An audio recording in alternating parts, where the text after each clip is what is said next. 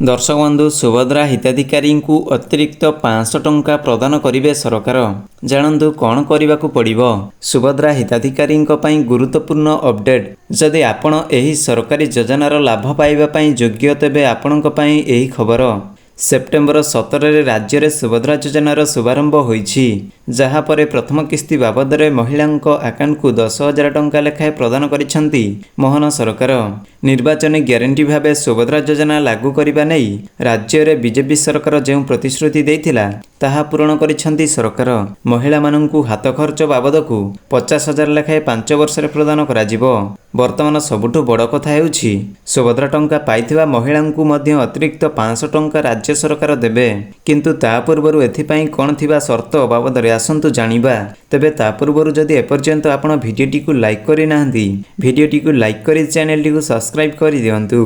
ओडिशा रे सुभद्रा योजना लॉन्चिंग हेबा पूर्वरु सरकार एसओपी जारी करथिले, जेउंतरे स्पष्ट भावे उल्लेख रहिछि जे सर्वाधिक संख्यक डिजिटल कारोबार करिथिबा महिलांकु एही टंका पुरस्कार स्वरूप प्रदान कराजिबो।